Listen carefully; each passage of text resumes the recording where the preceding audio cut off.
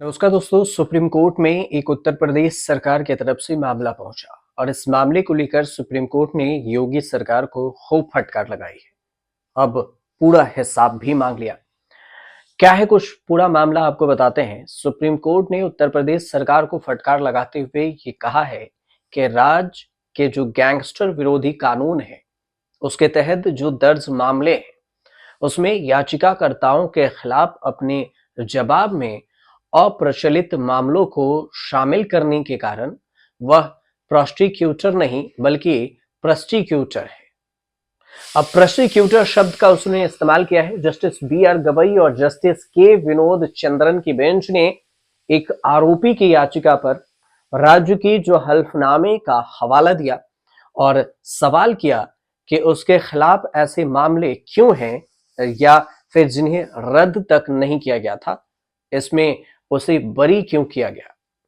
अब इस बात को लेकर जो जानकारी सामने आई है, न्यूज एजेंसी है पीटीआई और उसने एक रिपोर्ट छापी। लिखा कि बेंच ने कहा है कि आप अपने जवाब में उन मामलों को भी शामिल कर रहे हैं जिन्हें खारिज कर दिया गया है और इसमें याचिकाकर्ता को बुरी तरह से मतलब याचिकाकर्ता को बरी कर दिया गया। अगर यह आपकी कार्यप्रणाली है तो फिर आप प्रोसिक्यूटर नहीं प्रोसिक्यूटर हैं। इसलिए अदालत ने उत्तर प्रदेश गैंगस्टर और असामाजिक गतिविधियां रोकथाम अधिनियम 1986 1986 के तहत आरोपी का सामना कर रहे 4 व्यक्तियों को जमानत दे दी।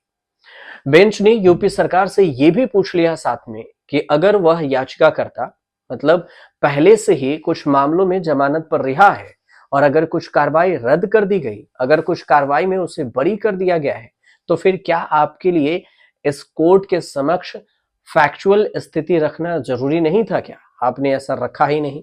याचिकाकर्ता के वकील ने ये 2 दलीलें सुप्रीम कोर्ट में ये आदेश में आरोपियों द्वारा दायर 4 अलग-अलग याचिकाओं पर सुनवाई करते हुए दी, जिस पर पारित किया गया।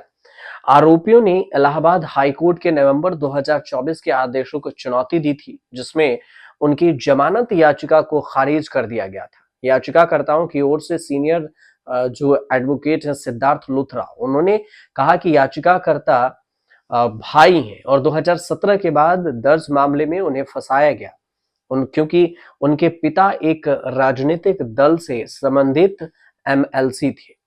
और उन्होंने कहा कि राज्य की जो कार्यप्रणाली है ऐसी है कि जब याचिकाकर्ताओं को एक मामले में जमानत मिल जाती है तो उनके खिलाफ दूसरी एफआईआर दर्ज नहीं की जाती, ताकि यह सुनिश्चित किया जा सके कि उन्हें कभी राहत न मिले। लुथरा ने राज्य के हल्फनामे का हवाला देते हुए कहा कि एक याचिकाकर्ता के खिलाफ 28 एफआईआर दर्ज है जबकि अन्य के खिलाफ 15 एफआईआर दर्ज है। उन्होंने ये भी कहा कि ज्यादातर मामलों में राज्य ने आपराधिक पृष्ठभूमि के आधार पर जमानत का विरोध किया।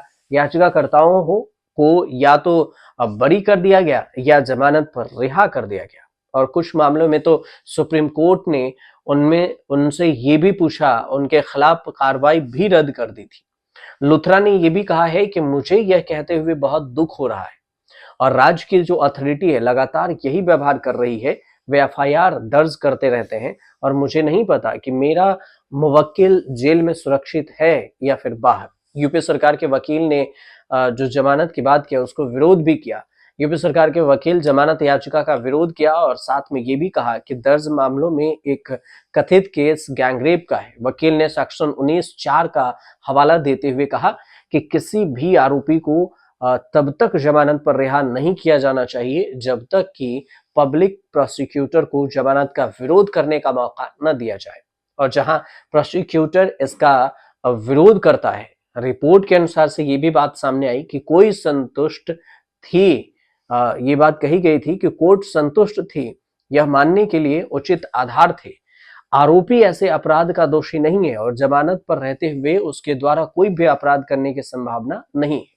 लेकिन बेंच ने उसके सामने पेश किए गए एक चार्ट से यह भी पता चलता है कि याचिकाकर्ता कई मामलों में संलिप्त थे, इसलिए अधिकतर मामलों में याचिकाकर्ता या तो जमानत पर रिहा हो या फिर बरी हो जाए। बेंच ने यह भी कहा है कि कुछ मामलों में इस कोर्ट ने याचिकाकर्ता के खिलाफ कार्रवाई रद्द कर दी कथित गैंगरेप केस पर कोर्ट ने कहा कि जुलाई 2022 में सहारनपुर की एक जो ट्रायल कोर्ट थी वहां से जमानत मिल गई थी, लेकिन राज्य सरकार ने 2.5 साल बाद भी इसे रद्द करने के लिए कोई कदम नहीं उठाया।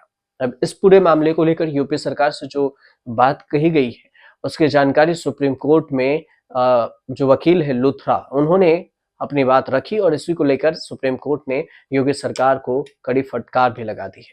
तो कुल मिलाकर सुप्रीम कोर्ट से ये खबर थी जो योगी सरकार के लिए थी, गैंगस्टर एक्ट के मामले को लेकर।